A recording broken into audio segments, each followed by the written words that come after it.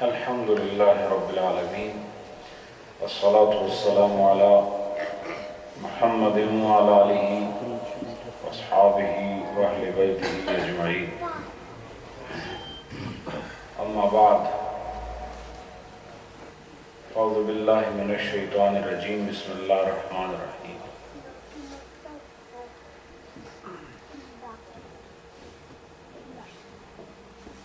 ذالک فضل اللہ یؤتیہ من یشاء، وفی مقام آخر لا حول ولا قوة الا باللہ۔ سبحان اللہ۔ درود پاک السلام علیکم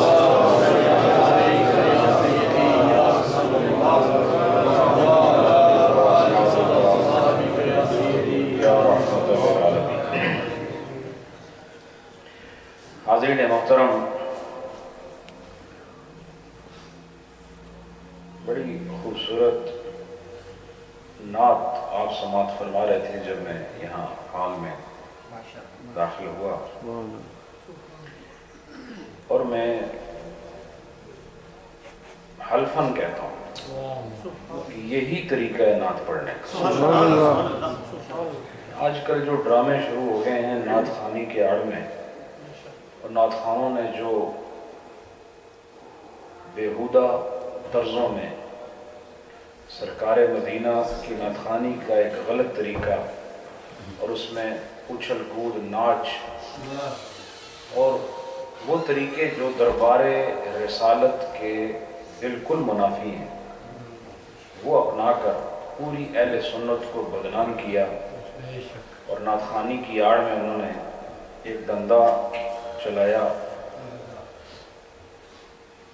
یہ جو ابھی بٹ صاحب نعت پڑھ رہے تھے، اگر آپ نے غور کیا ہو کتنا سکون تھا اس میں،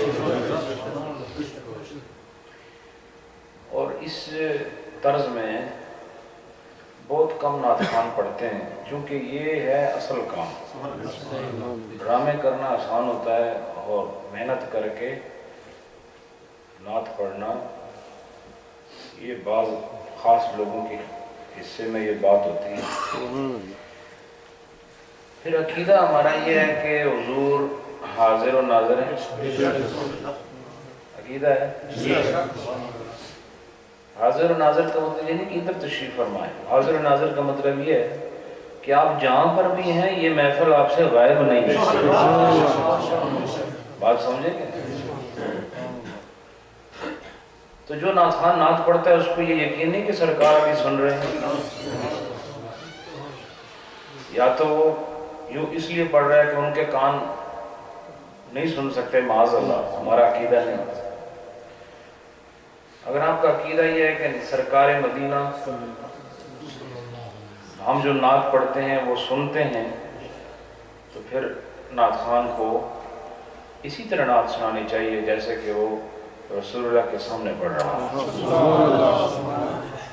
اس نعت کی کیفیت بھی اور ہوگی، اس کا ادب، اس کا احترام بدل جائے گا، اس کی کیفیات بدل جائیں گی، اس سے دل پر ہونے والی واردات بدل جائیں گی، روحانی کیفیت کو جلا ملے گی، اور وہ نعت خوانی صرف شعروں کا مجموعہ نہیں ہوگا بلکہ وقت بیداری کی اگلی منزل پہ فائز ہونا ہوگا۔ تو اللہ ہم سب کو حضور کی ثنا خوانی اسی طرح کرنے کی توفیق عطا فرمائے جس طرح اس کا حق ہے۔ رہی بات کہ وہ آج کل کی جو طرزیں ہیں وہ آپ کے کانوں کو ذرا اچھی لگتی ہیں، کیونکہ اس میں ادم کود اتنا ہے کہ جس طرح زور زور سے ڈھول بجے تو ہر کان کو اچھا لگتا ہے، لیکن اس وقت دل پہ کنٹرول کرنا، اسی کو نفس قابو کرنا کہتے ہیں۔ کوئی آدمی کہے مجھے ڈھول کی آواز اچھی لگتی تو میں اس کو مانتا ہی نہیں، اس لیے کہ یہ نفس ہے، اور نفس جو ہے ان چیزوں کو پسند کرتا ہے۔ ایک میوزک چلے بہت اچھا قسم کی کوئی بانسری بجائے، جائز ناجائز الگ بات ہے، لیکن اس طبیعت اس کو قبول کرتی ہے، کوئی اچھا ہارمونیم پلے کرے طبیعت اس کو قبول کرتی ہے، بڑی اچھی آواز ہے. کوئی اچھا طبلہ بجائے طبیعت اس کو قبول کرتی ہے کہ آواز بڑی اچھی آ رہی ہے. لیکن اچھی ہونا یہ جواز کی دلیل نہیں، بلکہ جائز ناجائز کے لیے یہ دیکھنا پڑتا ہے کہ شریعت کا مزاج کیا ہے. آپ اپنا مزاج نہ دیکھو کہ آپ کو لطف محسوس ہو رہا ہے، یہ دیکھو کہ شریعت کو لطف محسوس ہو رہا ہے کہ نہیں. اور شریعت اسی چیز کو کہتے ہیں کہ جو نفس مائل ہو جن چیزوں کی طرف اور خدا نے اس کو منع کیا ہو، رسول اللہ نے منع کیا ہو، اجماع صحابہ سے ممنوع ہو یا قیاس کی بحث سے اس کا ممنوع ہونا ثابت ہو گیا ہو، تو پھر نفس کی نہ مانو بلکہ شریعت کی مانو. اب اگر کوئی پڑھے اور آپ کو مزہ آ رہا ہے تو یہ اس کے صحیح ہونے کی دلیل نہیں، بلکہ صحیح ہونے کی دلیل یہ ہے کہ جس طرح قرآن پڑھنے کے آداب ہیں، نعت مصطفیٰ پڑھنے کے بھی آداب ہیں. ٹھیک ہے، یہی طرز ہوتی ہے. یہ جو بٹ صاحب نے پڑھا ابھی، کیونکہ میں بھی تھوڑا بہت نعت خوانی کے فن کو جانتا ہوں اور آواز کے زیر و بم کو سمجھتا ہوں، بہت کم نعت خوانوں نے اس طرز کو چھیڑا کہ اس میں بہت ایک دم اٹھان ہے اور پھر ایک دم گران ہے. اس میں ایک دم چوٹی پہ چڑھ کے پھر ایک دم نیچے آنا پڑتا ہے، جو بہت مشکل ہے. اور بہت کم نعت خوانوں نے اعلیٰ حضرت کا جو کلام ہے نا، وہ سوئے لالا زار پھرتے ہیں، وہ اس طرز میں پڑھا ہے. بہت کم، یعنی آپ ایک آدھ شاید مل جائے کوئی، اگر آپ سرچ بھی کریں گے انٹرنیٹ پر تو اس طرز میں جو ابھی بٹ صاحب پڑھ رہے تھے یہ کلام آپ کو ملے گا. کوشش کرو کہ آپ نعت خوانی کی اس فضا میں ان نعت خوانوں کو پروموٹ کرو اور ان کی مجلس میں جاؤ جو یہ بیہودہ طرزیں چھوڑ کر صرف لوگوں کو خوش کرنے کے لیے نہیں، اللہ اور اس کے رسول کو خوش کرنے کے لیے نعت پڑھتے ہیں. ٹھیک ہے، یہ تو بات یہاں پہ ختم ہے. دوسری بات یہ ہے کہ چوہدری صاحب نے جو آپ کو واقعہ سنایا، اس میں میں اللہ کے گھر میں بیٹھا ہوں، اس میں میرا کوئی کمال نہیں ہے. میں قسم کھا کے کہتا ہوں اس میں میرا کوئی ذاتی کمال نہیں. ہوتا یہ ہے کہ سب کام اللہ کے ہاتھ سے ہوتے ہیں. مریض ٹھیک کرنا انسان کا کام نہیں، جو پیدا نہیں اس کو پیدا کرنا یہ انسان کا کام نہیں، جو پیدا ہو گیا اس کو موت دینا یہ بھی انسان کا کام نہیں. نہ انسان مرض دیتا ہے نہ شفا دیتا ہے. یہ ساری قدرتوں کا اصل مالک صرف اللہ رب العالمین، وہی شفا دیتا ہے. لیکن ہوتا یہ ہے کہ وہ کوئی بھی کام جب کرتا ہے تو وہ خود نظر نہیں آتا. مثلا بارش وہی برساتا ہے، لیکن کبھی اس نے برساتے ہوئے آپ نے دیکھا اس کو؟ گرمی وہی لے کر آتا ہے، لیکن جب وہ گرمی پیدا کر رہا ہوتا ہے تو آپ کو نظر آتا ہے. ٹھنڈ بھی وہی لے کر آتا ہے کہ آپ کو نظر تو نہیں آتا. اسی طریقے سے مرض بھی وہی دیتا ہے، لیکن جب دے رہا ہوتا ہے تو اس کا مرض دینا نظر آتا ہے؟ نہیں، وہ نظر نہیں آتا. نہ اس کا فعل اس کے ہاتھوں سے ہوتا ہوا نظر آتا ہے، کیونکہ یہ اس کی شان نہیں. تو اس نے کیا کیا؟ اپنی قدرتوں کو اپنی مخلوق سے ظاہر کیا کہ قدرت میری ہے لیکن میں اس کو ظاہر کسی اور سے کر رہا ہوں. قدرت کس کی ہے؟ بولو، میں عقیدے کی بات بتا رہا ہوں. قدرت اللہ کی ہے، لیکن اس قدرت کے اظہار کے لیے وہ مخلوق کو استعمال کرتا ہے. اور اب یہ اس کا کرم ہے کہ اس واقعے کے لیے اس نے اس جگہ کا انتخاب کیا اور اس آدمی کو شفا اس نے دی. لیکن اصل بات کیا؟ لا حول ولا قوت الا کوئی یوں سمجھ لو کہ اللہ کے سوا کسی کے پاس طاقت ہے ہی. اصل طاقت کا سرچشمہ رب العالمین کی ذات ہے. اور آپ کے پاس اگر طاقت ہے اور آپ کچھ کر سکتے ہیں تو یہ آپ کی طاقت نہیں، یہ اسی کی عطا ہے. تو میں یہی سمجھتا ہوں کہ یہ اس رب کا شکر ادا کرنا چاہیے جس نے کسی کو مرض دیا، پھر اس کی شفا کے لیے ایک سبب بنایا، اور لوگ اس منظر کو دیکھتے رہے، اور اس سے کیا ہوا؟ اللہ کی قدرت کا احساس بھی ہو گیا اور بندے پہ کرم نوازی کا احسان بھی ہو گیا۔ اللہ تعالی ہم سب کو ایمان، نیک عمل اور علم نافع اور عمل مقبول کی توفیق نصیب فرمائے۔ اب مسائل کی طرف بڑھتے ہیں جو اصل کام ہے۔ کوشش یہی ہے کہ اپنے سننے والوں کو کچھ نہ کچھ علمی طور پر وہ کچھ دے دیا جائے جو کم از کم مجھے تھوڑا بہت معلوم ہے، کیونکہ میرا علم بھی کوئی کامل تو نہیں ہے، علم ناقص ہی، علم کلی کا مالک تو اللہ ہے۔ جو کچھ ہے وہ میں چاہ رہا ہوں کہ مجھ تک محدود نہ رہے، آپ بھی فیضیاب ہوں۔ تو بحث چل رہی ہے سجدہ تلاوت کی۔ قرآن پاک میں جن آیات کی تلاوت پر سجدہ واجب ہوتا ہے اس بیان میں ہمارے مسائل چل رہے ہیں، اور الحمدللہ لوگوں نے بہت کچھ سیکھا اور ابھی مزید سیکھنے کو باقی ہے۔ اجمعوا علی ان سجدۃ التلاوت تتعدی بسجدۃ الصلاۃ وان لم ینوی للتلاوہ۔ یہ کہتے ہیں کہ اس بات پر اہل علم کا، حنفیوں کا اجماع ہے، کنسنسس ہے۔ کس بات پر؟ کہ سجدہ تلاوت سجدہ صلاۃ سے ہی ادا ہو جاتا ہے۔ کس طرح؟ سجدہ تلاوت یہ تو الگ ہے نا، لیکن اگر کسی نے نماز کے اندر تلاوت کی، ایسی آیت کی کہ جس میں سجدہ تھا لیکن اس نے وہ سجدہ نہیں ادا کیا، تو وہ اپنی نماز میں جو سجدہ ادا کرتا ہے نا اس سے وہ سجدہ بھی پورا ہو جائے گا۔ یہ مطلب یہ ہے، سمجھ آئے گی؟ وَإِن لَمْ يَنْوِ لِلتِّلَاوَةِ، چاہے اس نے، اگرچہ اس نے اس کی نیت نہ کی ہو کہ میں یہ سجدہ تلاوت کر رہا ہوں، لیکن جب وہ اپنی نماز کا سجدہ کرے گا نا تو وہ سجدہ تلاوت جو ہے ادا ہو جائے گا۔ المصلی اذا نسی سجدۃ التلاوہ فی موضعها ثم ذکرها فی الرکوع او السجود او فی القعود، اگر کسی نمازی نے سجدہ تلاوت بلا دیا، اس کو بھول گیا کہ میں نے سجدہ تلاوت کرنا تھا، اور کب کرنا تھا؟ جب تلاوت ہوتی اس وقت کرنا ہوتا ہے نا۔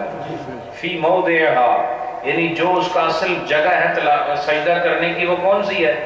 کہ جس وقت وہ تلاوت کر رہا ہو اسی وقت سجدہ کرنا ہے نا، تو وہ اس جگہ سے بھول گیا۔ ثم ذکرها، پھر اس کو یاد آیا، پھر رکوع یا رکوع میں یاد آیا، اب رکوع کر رہا ہے اس کو یاد کیا آیا کہ میں نے ایک آیت پڑھی تھی جس میں تلاوت کا سجدہ ہے، لیکن رکوع کر رہا ہے، اب اس سجود یا سجدے میں یاد آیا، او فی القعود، یا جب اتحیات میں بیٹھا تھا نا اس وقت یاد آیا کہ میں جو پیچھے رکعت جو کھڑے ہو کر پڑھ رہا تھا اس میں میں نے آیت تلاوت کی، سجدے کی، تو یاد کدھر آیا؟ یا رکوع میں آیا، یا سجدوں میں آیا، یا قعدے میں آیا، بیٹھنے کے وقت۔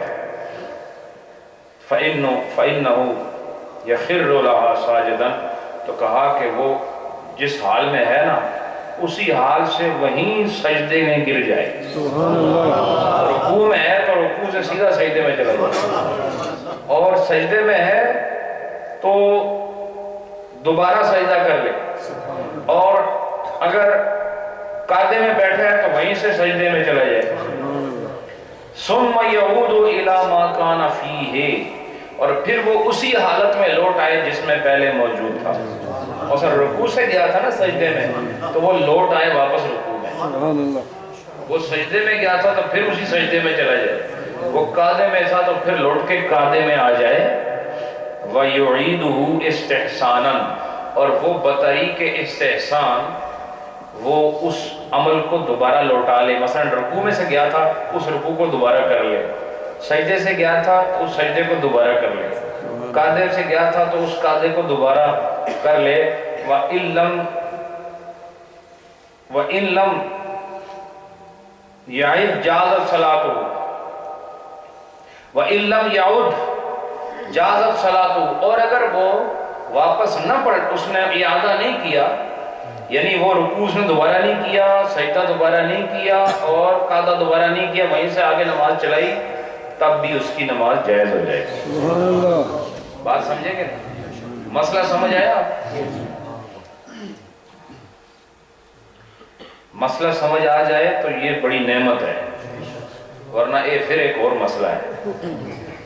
اس کے بعد فرمایا اذا قرأ الامام آیت السجدہ، اگر جب امام نے پڑھی آیت سجدہ، ٹھیک ہے، وَبَعْضُ الْقَوْمِ فِي الرَّحْبَةِ، اور بعض جو جماعت میں لوگ ہیں نا وہ بار سین میں ہیں. کدھر ہیں؟ سین میں ہیں. اور یہ پاکستان کی مسجد ایسی ہوتی ہے نا کہ اصل مسجد اندر اور مسجد کا سین جو ہے وہ باہر. تو امام نے آیت پڑھی کون سی؟ سجدے والی. اور پھر بعض لوگ جو ہیں وہ کہاں پر کھڑے ہیں؟ سین میں کھڑے. ماشاءاللہ. فَكَبَّرَ الْإِمَامُ لِسَجْدَةٍ، اور امام نے کیا کیا؟ امام نے سجدہ کیا، نہیں، امام نے تکبیر پڑھی سجدے میں جانے کے لیے. اب جو سین میں ہیں ان کو تو امام نظر نہیں آ رہا. بات سمجھتے ہو کہ نہیں؟ امام نے تکبیر پڑھی اور تکبیر پڑھ کے سجدے میں چلا گیا. ایسا ہی ہے. وَحَسِبَ مَنْ كَانَ فِي الرَّحْبَةِ أَنَّهُ كَبَّرَ لِلرُّكُوعِ، اور جو سین میں تھے وہ یہ سمجھے امام نے یہ تکبیر پڑھی ہے رکوع میں جانے کے لیے. اور امام گیا کدھر؟ ظاہر ہے اس نے آیت جو پڑھی سجدے کی تو وہ تکبیر کہہ کے کدھر جائے گا؟ وہ سجدے میں جائے گا. لیکن جو سین میں ہیں ان کو تو پتہ نہیں، انہوں نے کیا کیا؟ وہ رکوع میں چلے گئے. ان کو دھیان ہی نہیں. وہ یہ دیکھ رہے ہیں کہ امام نے اللہ اکبر کہا تو قیام کے بعد اللہ اکبر کہیں تو کدھر جاتے ہیں؟ رکوع میں جاتے ہیں. تو وہ رکوع میں چلے گئے. فَرَكَعُوا، ان سب نے رکوع کیا. ثُمَّ قَامَ الْإِمَامُ، پھر امام کھڑا ہو گیا. سجدہ تلاوت کے بعد کیا کیا؟ جب کھڑا ہوا من السجدہ، اور سجدے سے کھڑا ہوا، فَكَبَّرَ، اور پھر امام نے تکبیر کی اللہ اکبر. فَظَنَّ الْقَوْمُ أَنَّهُ رَفَعَ رَأْسَهُ مِنَ الرُّكُوعِ، اور پھر قوم نے یہ سوچا کہ اب جو امام نے تکبیر کہی ہے یہ اس لیے کہ وہ رکوع سے سر اٹھا رہا ہے. پھر کیا ہوا؟ فَكَبَّرَ، تو پھر فَكَبَّرُوا وَرَفَعُوا رُؤُوسَهُمْ، تو ان سب نے بھی تکبیر پڑھی اور انہوں نے اپنے سر اٹھا لیے. یعنی رکوع سے وہ واپس قیام میں آ گئے، اور جب قیام میں آئے تو امام بھی قیام میں تھا. ایسا ہی ہے نا؟ تو پھر کیا ہوا؟ ان لم یزیدوا علی ذالک، اگر اس سے زیادہ انہوں نے کوئی اس میں ایڈ نہیں کیا، اتنا ہی کیا جو ہم نے بتایا کہ امام نے تکبیر کی، وہ سجدے میں گیا، یہ رکوع میں گئے. پھر امام نے تکبیر پڑھی، وہ کھڑا ہو گیا، یہ رکوع سے واپس کھڑے ہو گئے. اس سے زیادہ کچھ نہیں کیا. لم تفسد صلاتہم، تو ان کی نماز فاسد نہیں ہوگی. سبحان اللہ. ان کی نماز فاسد نہیں. اب میں اس کو تھوڑا سا دوبارہ آسان اردو میں بتاتا ہوں. امام نے آیت سجدہ پڑھی قیام کے اندر، اس نے کہا اللہ اکبر، نیچے چلا گیا. جڑے پیچھے سن جنہاں نوں نظر نہیں سی آ رہا وہ ٹر گئے رکوع دے اندر. یہ اردو سمجھ آ رہی تو؟ اچھا ماشاءاللہ. وہ ٹر گئے کتھے؟ رکوع دے اندر.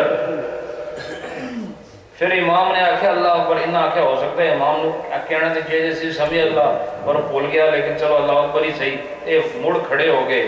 کھڑے ہو کے دیکھا تے امام پھر قیام وچ سی. وہ تے قیام وچ آیا سجدہ تلاوت کر کے، تے اے واپس قیام وچ آئے رکوع کر کے. وہ کہندے ہیں مسئلہ یہ ہے کہ اگر تسی اس تے مزید کوئی زیادتی نہ کیتی ہوئے تو تھوڑی نماز نو کوئی نقصان نہیں، نماز ادا ہو جائے گی۔ ٹھیک ہے، ماشاء اللہ۔ المصلی اذا سمع آیت السجدہ من غیرہ۔ اچھا، ایک آدمی نماز پڑھ رہا ہے، ٹھیک ہے، ماشاء اللہ، ایک آدمی نماز پڑھ رہا ہے اور اس نے آیت سجدہ سنی کسی اور سے، امام کی بات نہیں ہے، کوئی اور آدمی تلاوت کر رہا ہے، یہ اپنی نماز پڑھ رہا ہے اور اس نے کان میں آواز آئی، کون سی آیت کی؟ سجدہ تلاوت والی۔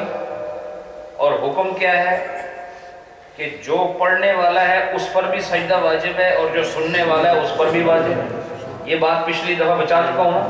اب یہاں مسئلہ اور ہے، ایک نمازی ہے، وہ نماز پڑھ رہا ہے اپنی، اور اس نے آیت سجدہ سنی من غیر ہی، اپنے غیر سے، کسی اور آدمی سے، کسی غیر آدمی سے سنی، وسجدہ مع التالی، اور پھر کیا ہوا کہ اس جس آدمی نے تلاوت کی تھی نا ایسی آیت کی، وہ تلاوت کر کے تو ٹر گیا سجدے وچ، ظاہر ہے اس نے کوئی جانا تھا، تو اس نے کیا کیا، یہ بھی اس کے ساتھ سجدے میں چلا گیا، ٹھیک ہے۔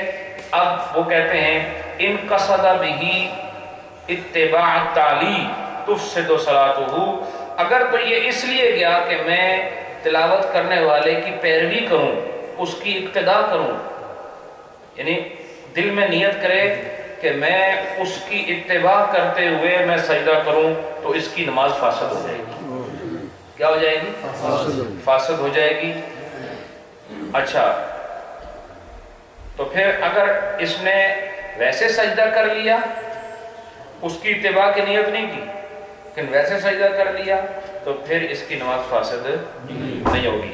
والمستحب فی غیر الصلاۃ، اور نماز کے غیر میں، یعنی نماز نہ پڑھ رہا ہو ویسے، اس میں مستحب کیا ہے، ان یسجد السامع مع التالی، کہتے ہیں کہ نماز کی بات نہیں، لیکن نماز کے علاوہ اگر کوئی تلاوت کرنے والا آیت سجدہ تلاوت کرے اور وہ سجدے میں جائے تو سننے والے بھی اس کے ساتھ سجدہ کریں، سننے والے اس کے ساتھ، یعنی اس کی پیروی کریں۔ نماز میں نہیں کر سکتے پیروی، لیکن غیر صلاۃ میں یا خارج صلاۃ میں کرنی مستحب ہے۔ کہتے ہیں والمستحب، یہ کیا ہے؟ مستحب ہے کہ نماز کے باہر اگر کوئی آدمی تلاوت کرتا ہے نا اور ایسی آیت پڑھتا ہے جس میں سجدہ ہے، تو کیا کریں، ان یسجد السامع مع التالی، تو جو سامع ہے وہ تالی کے ساتھ، یعنی سننے والا تلاوت کرنے والے کے ساتھ مل کر سجدہ کرے، ولا یرفع رأسہ قبلہ، اور جب تک وہ تلاوت کرنے والا سجدے سے سر نہ اٹھائے یہ بھی نہ اٹھائے۔ سمجھ آئی؟ اس کا مطلب یہ پیروی ہو گئی نا، یہ اتباع ہو گئی۔ تو یہ مسئلہ سمجھ آیا آپ کو؟ ماشاءاللہ، آج تو تھوڑا دماغ سارے تو بہت کھلیا ہوا ہے ماشاءاللہ۔ اس کے بعد فرمایا وَمِنَ الْمُسْتَحَبِّ أَن يَتَقَدَّمَ التَّالِي، اور مستحب یہ ہے کہ تلاوت کرنے والا آگے بڑھ جائے۔ کیا طریقہ ہے؟ جس نے یہ تلاوت کی نا سجدے والی آیت کو، وہ تھوڑا آگے بڑھ جائے، وَيَصُفُّ الْقَوْمُ خَلْفَهُ، اور باقی لوگ جو ہیں جنہوں نے یہ تلاوت سنی اس کی وہ آیت، وہ سب اس کے پیچھے صف بنا لیں۔ کیا کریں؟ وہ سب بنائیں، فَيَسْجُدُونَ، اور سارے مل کے اس کے پیچھے سجدہ کریں۔ یہ بڑا عجیب مسئلہ ہے، یعنی کوئی ویسے بیٹھ کے تلاوت کر رہا، ساڑھے تک یہ تک کسی نے پتہ ہی کوئی نہیں کہ اگر ایسا ہو جائے تو کیا کرنا ہے، لیکن اگر کوئی ایسی بلند آواز سے تلاوت کر رہا ہے کوئی بھی آدمی، تو اس نے آیت پڑھی کون سی؟ سجدے والی، تو وہ کیا کرے؟ کہا مستحب یہ ہے کہ وہ سننے والے جو ادھر بیٹھے ہیں وہ سمجھ جائیں، ان کو پتہ لگ جائے کہ یہ تو آیت سجدہ تھی، تو یہ آدمی آگے بڑھے، وہ سب پیچھے صف بنائیں۔ فرمایا فَيَصُفُّ، وہ کیا کریں؟ صف بنائیں، اور صف بنا کے پیچھے کھڑے ہوں اور اس کے ساتھ سجدہ کریں۔ ٹھیک ہے؟ اچھا، وَذَكَرَ أَبُو بَكْرَ أَنَّ الْمَرْأَةَ تُصْلِحُ إِمَامًا لِلرَّجُلِ فِيهَا، اب ایسے تو عورت کی امامت جائز نہیں نا مردوں کے لیے سوائے امریکہ دے, ٹھیک ہے نا, اتنے تو حکم ہو رہا ہے نا, ٹھیک ہے, تو وہاں تو بہرحال چلو. میں یہ عرض کر رہا ہوں کہ عورت امام نہیں بن سکتی مرد کے لیے, اور اگر وہ عورتوں کی امام بنے تو وہ بھی مکروہ ہے, لیکن وہ نماز ہو جائے گی. اس میں بھی طریقہ یہ ہے کہ عورت بالکل عورتوں کے ساتھ درمیان میں کھڑی ہوگی, آگے نہیں ہوگی. یہ وہ میں نے آپ کو سب پہلے بتا دی ہیں ساری چیزیں, ٹھیک ہے. یہ میں نے صرف یوں سمجھو کہ آپ کو ایک دفعہ پھر ریوائز کرا دیا. اچھا, تو یہ ہمارے ایک اور امام ہے, یہ امام ابو بکر رحمۃ اللہ علیہ, یہ حنفی امام ہے. یہ کہتے ہیں کہ اس سجدہ تلاوت میں عورت امام بن سکتی ہے مردوں کی. ماشاء اللہ, تھوڑا کوئی پروگرام بڑے خوشی نال مسئلہ آج صاحب ہمارے بڑے پیارے ساتھی, بہت خوبصورت ساتھی ہیں. میں مسجد میں بیٹھا ہوں, یقین کریں مجھے ان سے محبت ہے, ان کی یہی باتیں ہیں جو مجھے اچھی لگتی ہیں. میرا دیکھیں پیری مریدی یہ ایک اور تعلق ہے, یہ بہت بڑی بات ہے. میں دوست ہوں آپ کا, ہمارا آپ کا ایک دوستانہ تعلق ہے. میں پیر کہا ہوں, میں تو عام انسان جو اللہ کا گناہگار انسان ہے اس جیسے انسان ہوں, میرے اندر کوئی کمالات نہیں. تو یہ میرے جتنے آپ یہاں آتے ہیں یہ اس لیے آتے ہیں کہ میں نے کبھی اپنے آپ کو آپ سے برتر نہیں سمجھا ہے. آپ میرے ساتھی ہیں. میں یہ دعا کرتا ہوں میرا آپ کا ساتھ دونوں جہان میں قائم رہے, یہی میری امید ہے اور کچھ نہیں. بہرحال تو یہ مسئلہ یہ ہے کہ عورت تلاوت کر رہی ہو تو اس ویلے تسی کم تو نہیں نہ بند کر سکتے, ویسے بھی تسی سنتے رہے ہو نا بڑے عرصے ہیں جی, تو تلاوت بھی سن لو اس دی سمجھ آئی کہ نہیں. تو تلاوت آپ سنیں گے, جب آپ نے ایسی آیت سنی اس عورت سے, اپنی زوجہ سے یا اپنی والدہ محترمہ سے یا اپنی ہمشیرہ سے یا اپنی بیٹی سے, اس نے پڑھی ایسی آیت کہ جس میں سجدہ تھا, تو وہ سجدہ کرے گی کہ نہیں؟ وہ سجدہ کرے گی. اس وقت اگر آپ اس کے پیچھے کھڑے ہو کے اس کی اتباع میں سجدہ کریں تو امام ابو بکر جو ہیں ان کے قول کے مطابق عورت ایسے سجدے کے لیے مردوں کی امام ہو سکتی ہے, اور کسی میں نہیں. تو بہرحال یہ بھی ایک اچھی بات ہے جو آپ کو آج معلوم ہوگی. اب چند مسائل اور میں عرض کر دیتا ہوں. مجھے لگتا ہے کہ اس میں ابھی 2 مجلسیں اور ہوں گی سجدہ تلاوت پر. 2 پہلے گزر چکی ہیں اور آج تیسری ہے. 2 مجلسیں انشاءاللہ اور ہوں گی. پھر ہم جس باب کی طرف بڑھیں گے وہ صلاۃ المریض, مریض کی نماز. یہ بھی بڑا اہم ہے. اکثر جو ہمارے یہ کرسی والے ساتھی ہیں نا, ان کے مسائل ہیں یہ سارے. تو انشاءاللہ اس پر بھی کلام ہوگا. اور یہ بہت اہم چیزیں ہیں جو کہ آج کل ہمارے ماحول میں, کرسی تو ہر آدمی کو اچھی لگتی ہے لیکن اب مسجد میں بھی سب کو اچھی لگتی ہے. تو یہ یوں ہوگا کہ اس کے میں مسائل بیان کروں گا, اور وہ لوگ کہ جن کے رشتہ دار نماز میں کرسیاں استعمال کرتے ہیں یا اور طریقے سے, ان کو دیکھنا پڑے گا کہ کیا شرعی طور پر وہ اس کے لیے ایلیجیبل ہیں کہ نہیں, اور اس کے لیے وہ سٹینڈ کرتے ہیں کہ نہیں اس مسئلے کے مطابق کہ یہ یوز کر سکتے ہیں کہ نہیں, اور جتنے جس کے عذر ہوں گے اس کے مطابق اس کو سہولت ہوگی. تو بہرحال یہ ایک بہت اہم مسئلہ ہے جو ہمارے مساجد میں اس کو بیان نہیں کیا جا رہا. کرسی کا استعمال یہ اکثر لوگوں کی نماز نہیں ہوتی. اگر بے خبری ہے تو اللہ ان کو معاف کرے, لیکن اگر معلوم ہو تو ظاہر ان کی نماز نہیں ہوتی, چونکہ کئی چیزیں فرائض ہیں جو کرسی پر بیٹھنے سے ادا نہیں ہوتی. بہرحال اور جن کو عذر ہے تو خدا عذر کو قبول فرماتا ہے. کیوں قبول کرتا ہے اللہ عذر؟ یہ بھی تو سوال ہے نا کہ اللہ عذر قبول کیوں کرتا ہے؟ اس لیے کہ وہ عذر اس نے خود دیا ہوتا ہے. عذر کیا ہوتا ہے؟ معذور ہونا. جب آدمی معذور ہو جائے تو آدمی خود معذور ہوتا ہے. کوئی آدمی چاہتا ہے آپ میں سے معذور ہو جائے؟ کون ہے جو کہے میں معذور ہو جاؤں؟ کوئی نہیں چاہتا. تو معذور ہوتا ہے من جانب اللہ. جو ہاتھ کام نہ کرے تو من جانب اللہ ہے, پاؤں کام نہ کرے من جانب اللہ ہے, گھٹنے کام نہ کرے من جانب اللہ ہے. تو اللہ نے جو آپ کو اپنی طرف سے عذر دیا تو وہ قبول بھی فرماتا ہے. وَالسَّجْدَةُ الَّتِي وَجَبَتْ فِي الصَّلَاةِ, لا تتعدى خارج الصلاۃ. یہ کہتے ہیں کہ وہ سجدہ جو نماز کے اندر واجب ہوا ہو تلاوت کا، وہ نماز کے باہر نہیں ادا ہو سکتا. بات سمجھے؟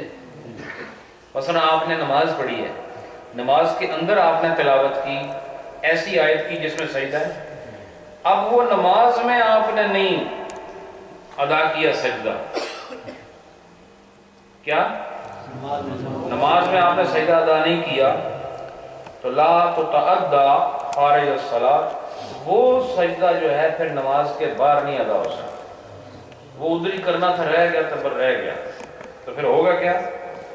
یہ کہتے ہیں قضا فی السراجیہ و ہاکذا فی الکافی، دو کتابوں کے حوالے دے رہے ہیں کہ اس میں یہ مسئلہ یہی مذکور ہے. وَيَكُونُ عَاصِمًا بِتَرْكِهَا، تو کیا ہوگا کہ وہ اس کو چھوڑنے کی وجہ سے وہ گناہ گار ہو جائے گا.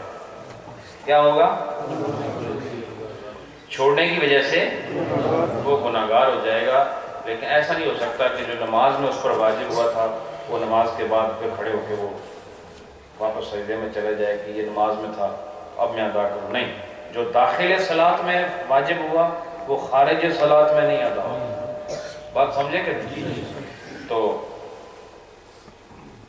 اس کے بعد ھذا اذا لم یفسدها قبل السجود. لیکن کہا یہ مسئلہ اس وقت ہے کہ جب اس کی نماز فاسد نہ ہوئی ہو سجدے سے پہلے. کب؟ سجدے سے پہلے.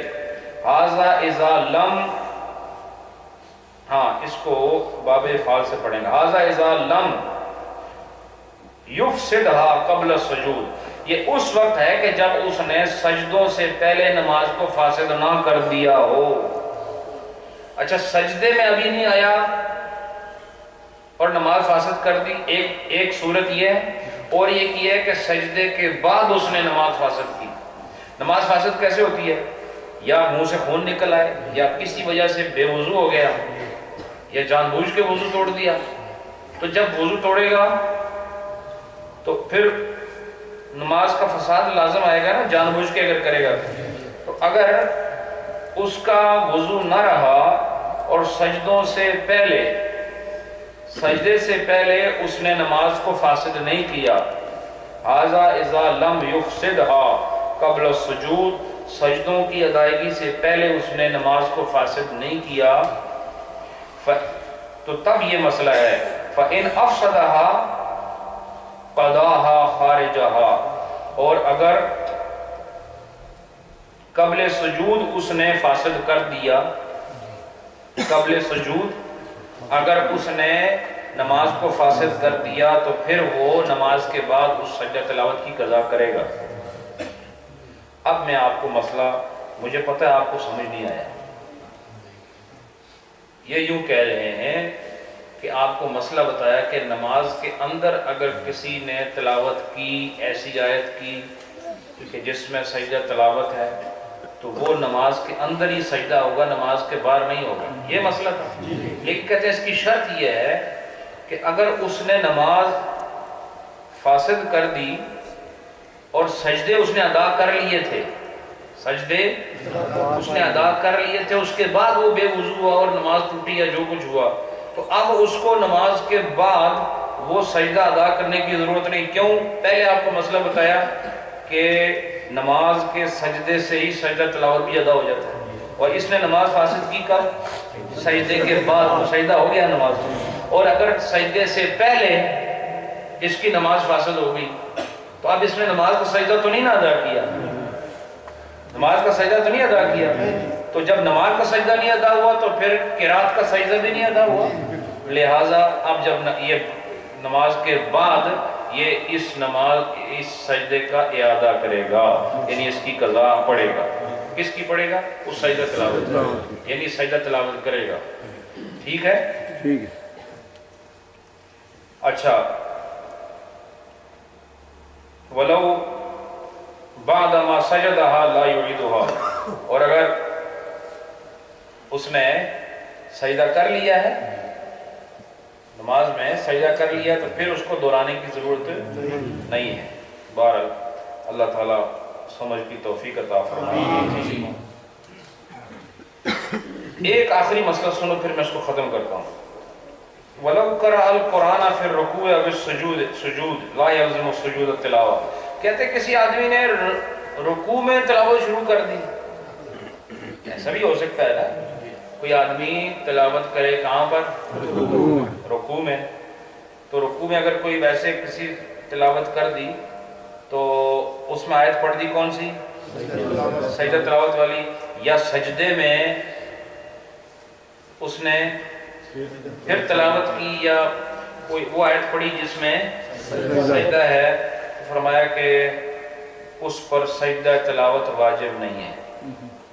اس پر سجدہ تلاوت واجب نہیں. یہی ہے قال رضی اللہ عنہ. لیکن کہتے ہیں امام اعظم ابو حنیفہ یہ فرماتے ہیں کہ انہا تجب, کہ وہ واجب تو ضرور ہوگا کیونکہ اس نے پڑھا ہے, لیکن ادا جو نہیں کر رہا ہے اس کی وجہ یہ ہے کہ ولیکن تتعدی فی ہے, کہ وہ وجہ یہ ہے کہ جب وہ رکوع میں ہوتا ہے اور سجدے میں ہوتا ہے تو وہ رکوع سجدے کی طرح ہے اور سجدے میں آلریڈی موجود ہے.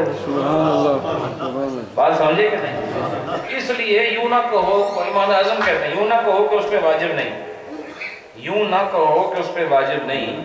واجب تو ہے لیکن اگر رکوع میں پڑھتا ہے یا سجدے میں تو رکوع بھی مثل سجدہ ہی ہے, کیونکہ جھکا ہوا ہے تو وہیں ادا ہو جاتا ہے. اور سجدے میں تو بالکل ہی ضرورت نہیں چونکہ وہ آلریڈی سجدے کے اندر ہے.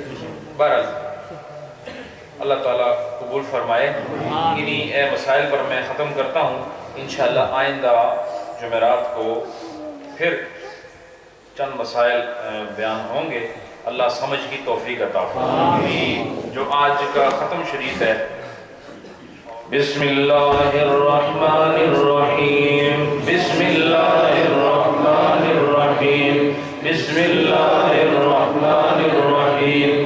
اللہم صلی علی سیدنا و مولانا محمد وعلی آل سیدنا و مولانا محمد وبارک وسلم.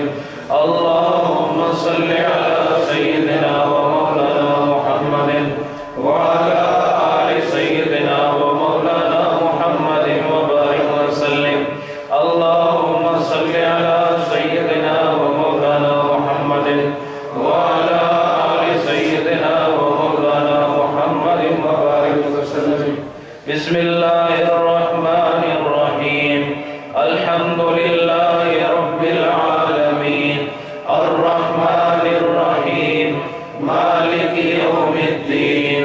ایاک نعبد و ایاک نستعین. اہدنا الصراط المستقیم صراط الذین انعمت علیہم غیر المغضوب علیہم ولا الضالین. الحمدللہ رب العالمین الرحمن الرحیم مالک یوم الدین.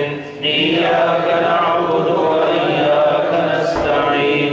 اہدنا الصراط المستقیم صراط الذین انعمت علیہم غیر المغضوب علیہم ولا الضالین. بسم اللہ الرحمن الرحیم. ألم نشرح لك صدرك ووضعنا عنك وزرك الذي أنقض ظهرك ورفعنا لك ذكرك فإن مع العسر يسرا إن مع العسر يسرا فإذا فرغت فانصب وإلى ربك فارغب. ألم نشرح لك صدرك ووضعنا عنك وزرك الذي أنقض ظهرك ورفعنا لك ذكرك فإن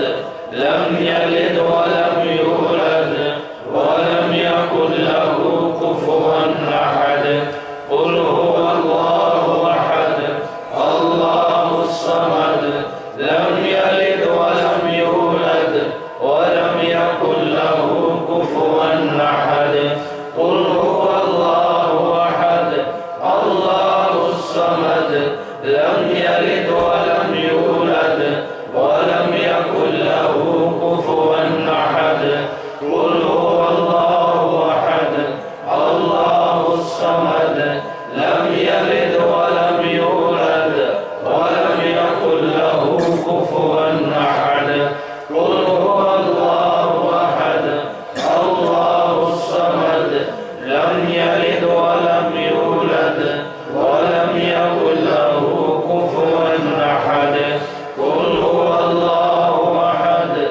الله الصمد لم يلد ولم يولد ولم يكن له كفوا أحد قل هو الله أحد الله الصمد لم يلد ولم يولد ولم يكن له كفوا أحد قل هو الله أحد الله الصمد لم يلد ولم يولد ولم يكن له كفوا أحد قل هو الله أحد الله الصمد لم يلد ولم يولد ولم يكن له كفوا أحد قل هو الله أحد الله الصمد لم يلد ولم يولد ولم يكن له كفوا أحد قل هو الله أحد الله الصمد لم يلد ولم يولد ولم يكن له كفوا أحد قل هو الله أحد الله الصمد لم يلد ولم يولد ولم يكن له كفوا أحد قل هو الله أحد الله الصمد لم يلد ولم يولد ولم يكن له كفوا أحد قل هو الله أحد الله الصمد لم يلد ولم يولد ولم يكن له كفوا أحد قل هو الله أحد الله الصمد لم يلد ولم يولد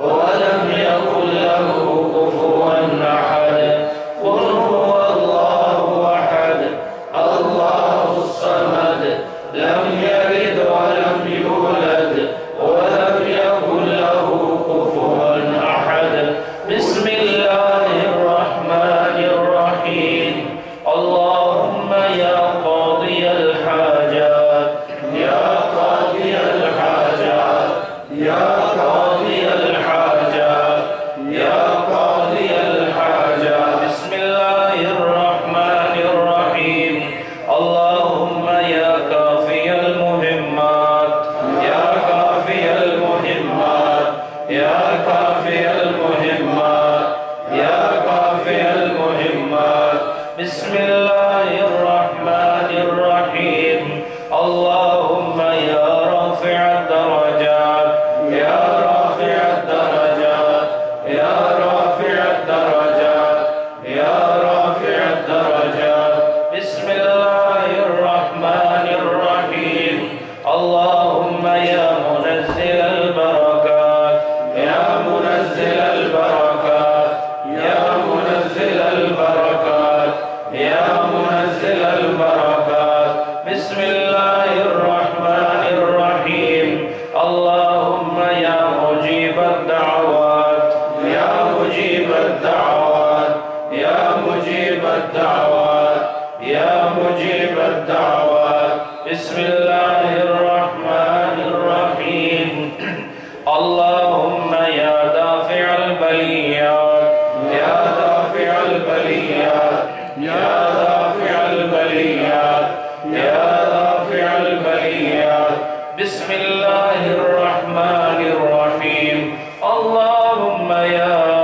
حل المشكلات يا حل المشكلات يا حل المشكلات يا حل المشكلات بسم الله الرحمن الرحيم اللهم يا مسبب الأسباب يا مسبب الأسباب يا مسبب الأسباب يا مسبب الأسباب بسم الله الرحمن الرحيم اللهم يا مفتح الأبواب يا مفتح الأبواب يا مفتح الأبواب يا مفتح الأبواب بسم الله الرحمن الرحيم اللهم يا شافي الأمراض يا شافي الأمراض يا شافي الأمراض يا شافي الأمراض بسم الله الرحمن الرحيم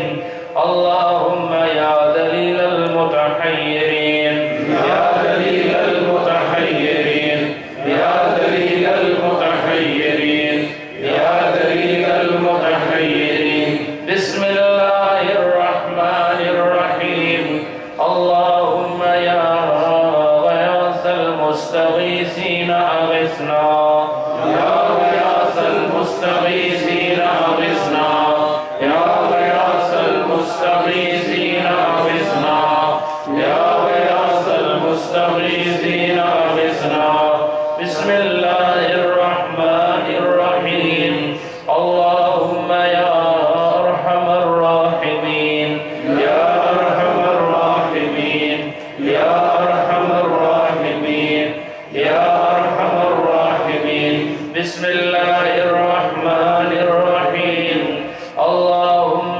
آمين آمين آمين آمين بسم الله الرحمن الرحيم اللهم صل على سيدنا ومولانا محمد وعلى آل سيدنا ومولانا محمد وبارك وسلم اللهم صل على سيدنا ومولانا محمد وعلى آل سيدنا ومولانا محمد وبارك وسلم وصل عليه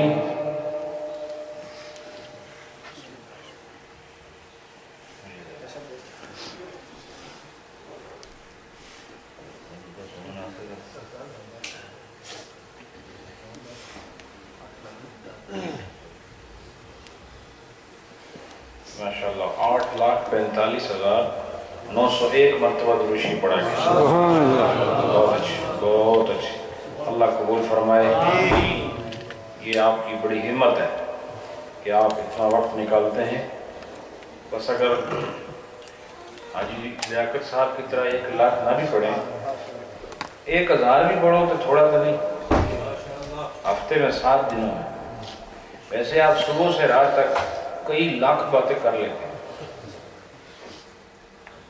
بس فرق یہ ہے کہ اپنی باتیں گنتا کوئی نہیں اور ہو سکتا ہے ان باتوں کا بڑا زبردست حساب دینا پڑے لیکن اس میں تو ہمارے شیخ فرماتے ہیں حساب ایسا ہوگا کہ جتنے کلمات پڑھو گے قیامت میں پھر یہی طلب ہوگی کاش عمر بھر ایسی پڑھتے رہے وہ وقت تو ابھی تو نہیں آپ کو سمجھا سکتا تو جب آئے گا تو آئے گا لیکن آپ صاحب عقل ہیں صاحب شعور ہیں بن دیکھے خدا کو مانتے ہو بن دیکھے اس کے اجر کو بھی قبول کرو وہ کمی دینے والا تو ہے نہیں کمی ہوتی جب بھی ہوتی ہے ہماری طرف سے ہوتی ہے اور 20 مرتبہ سورہ یاسین شریف ہے 5,000 مرتبہ کلمہ شریف ہے اور استغفار کے کلمات 10,000 مرتبہ یہ بھی ہیں آپ اکثر دروشی پڑھو اور اس کے علاوہ جو کچھ پڑھتے ہو وہ بھی ساتھ لے آئے کریں اس کو دعا میں انشاءاللہ شامل کیا جائے گا حاجی اسلم صاحب انہوں نے 30 پاؤنڈ کل جو ہے مسجد میں پیش کیے ہیں یہ بھی ہمارے بہت باوفا اور انتہائی مخلص ترین ساتھی ہیں راج ڈیل کے اور بڑی پابندی کے ساتھ یہ مجلس میں آ رہے ہیں ان کے لیے بھی دعا اللہ ان کی سب جائز آئشتیں پوری فرمائے پریشانیاں دور رکھیں تھوڑی دیر ذکر کرو لیکن